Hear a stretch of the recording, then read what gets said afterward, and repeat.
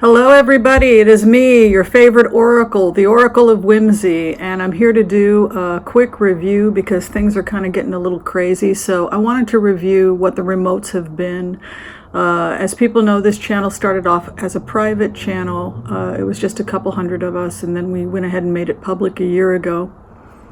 So we're going to go back and review what the remotes were before anything happened so that we can see if there was bias involved or what those pure readings were.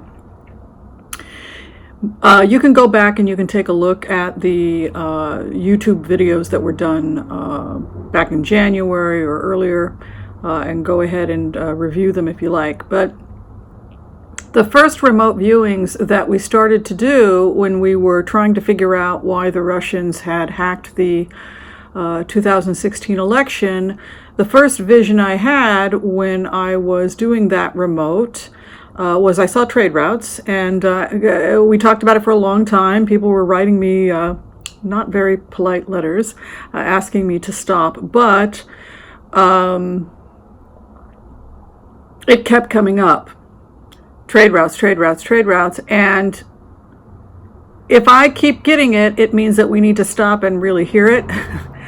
Also, there was a feeling that keep our eyes on Turkey. If you remember, I had said last year there was a lot of activity we were going to see out of Turkey. So basically what it looks like happened was that Erdogan, who was pro-Putin, wanted to do business deals with Putin to get oil trade out through Turkish Stream.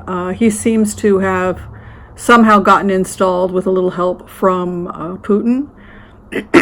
This is also the connection between Turkey, Cyprus, and money that was going to Flynn. So Flynn hasn't gotten sentenced yet, but what happened was that with the support of the Russians, Turkey has been wanting to seize lands that were under Kurdish control. The trade routes specifically that the Russians appear to be interested in is trade going back into, they want to take over Turkey, Syria, pushing into Iraq. These are areas that have been blockaded by the Arabs for centuries. If you go back to the blockades during the Silk Road, wars that have gone on. So what the Russians and the Chinese decided to do was to create new trade routes. So they want to push into Iraq. From Iran, they want to go into Afghanistan again, which has another trade route to Pakistan and to China.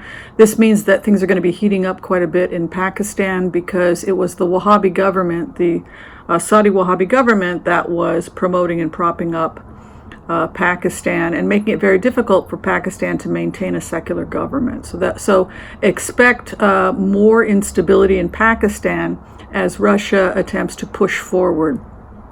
If you go back and look at my previous remotes, you'll also see that what we saw about Trump being pulled out of the White House, he would be pulled in and Putin would be coming in. So Putin goes in as we come out. The concern here for NATO, our allies and America, is that we can no longer monitor or block trade routes because there are just too many trade routes. And so that puts NATO in a very, very difficult situation. If we can't protect or guard those areas, how do we continue to maintain security? And I think that's going to be coming up for the next couple of years. In terms of the prediction we originally made for Donald Trump, it was that he would be impeached in the House and he would resign before he was impeached in the Senate, but that they would reach a supermajority in the Senate. As I said before, I think Lindsey Graham will be the one to have that conversation with Donald Trump when the numbers get there.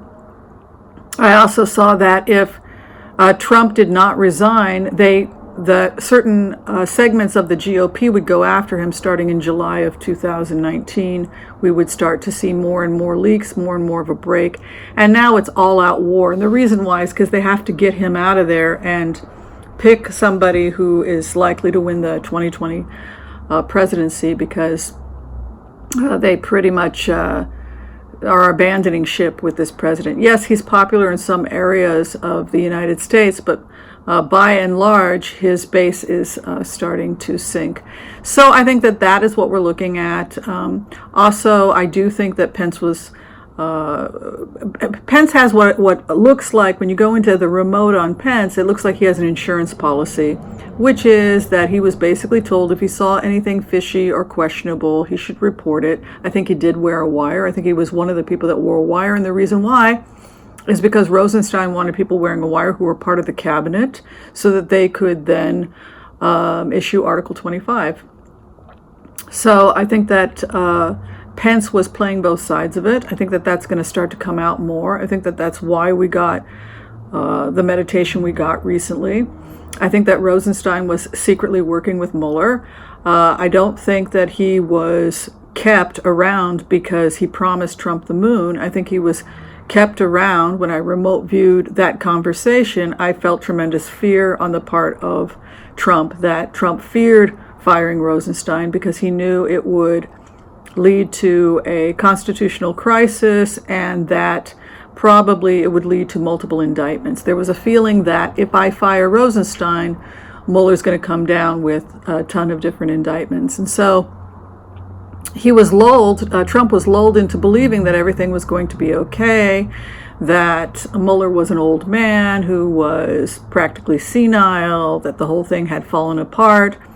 And I kept getting that this was rope-a-dope, that he was being fooled into believing that the investigation was over when the investigation was very much not over. When I went into Mueller's energy, I found him to be a little bit humorous. He joked about how the G-man always gets his man and that he's patient, he can wait. And that he basically is not impressed by whether or not someone's a president or anything else. If somebody does a crime, they have to pay for the crime that they've committed. He felt that Trump was basically a criminal. He wanted a full signed sealed confession on his desk. He'll seal it in exchange for immunity, but it'll always be there. And if he breaks the conditions of his immunity, it'll be opened up. So that was the direction that Mueller was going in, and I think that that is still the direction that the FBI and Mueller is going in. Barr is a confusing character. On the one hand, he looks like he's blatantly breaking laws and assisting Trump, but you throw the cards and then you see him playing both sides of it as well. So I would be very curious as this plays itself out how Barr is going to wheedle his way out of this, because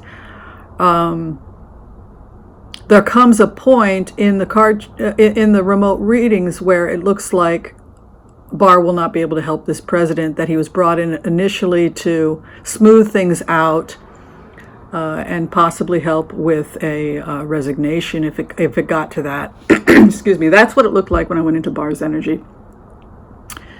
Now it's turning into something bizarre. So I'm just going to sit back and do what I always do, which is that I will deliver the remotes as I get them. Try and be as non-biased as possible. If people say they don't agree with the remotes, or don't be rude. Don't say, you're crazy. Let's just put it on the back burner.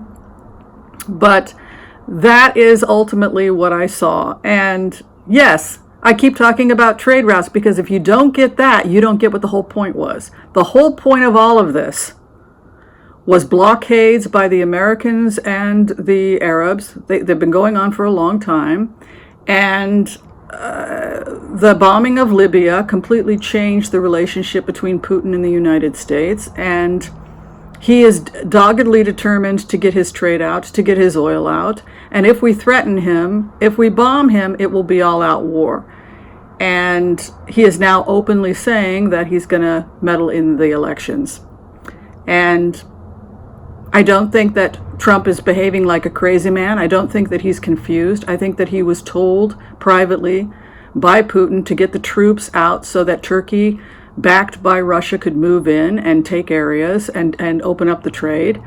And I think that Putin knew that Trump was going to be ousted. And so there's pressure on Trump to complete what he came there to do before he resigns.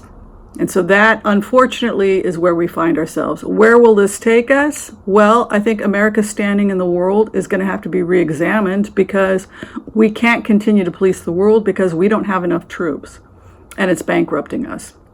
And we talked about that as well on this channel. So that is my quick 10-minute review of the year, how I saw things as a remote viewer. I'm sure I got things wrong along the way. I still hold out a feeling that Hope Hicks wants to cooperate, but is literally being held hostage and threatened by Trump's lawyers. And I think that we're going to see some things unraveling fairly quickly, and I still see resignation by the president in order to avoid bigger problems down the road. Ivanka also is likely to cooperate. I can see why they would make a deal not to put Ivanka in jail, because they're seeing, this is typical of a sociopath. This is what Bernie Madoff did. He had getting your children to sign the documents, getting your children to take out the loans, getting your children's signatures on the crime so that you get away with it and your children go to jail. Psychopaths think like that, sociopaths. And unfortunately, that seems to be what's happening here. The great irony is that Eric Trump, the one that everybody makes fun of, when I go into the remote, he's the person that seems to have be making some attempt to do legitimate business, though. I don't know how successful he'll be. All right, thanks for everybody supporting the channel, and those people who have watched for the year. If you're still trying to get in for an appointment, you can make an appointment directly by going to tarotwithwhimsy.com. And I look forward to working with you. Thanks for watching, everyone, and we'll see you next time. Bye.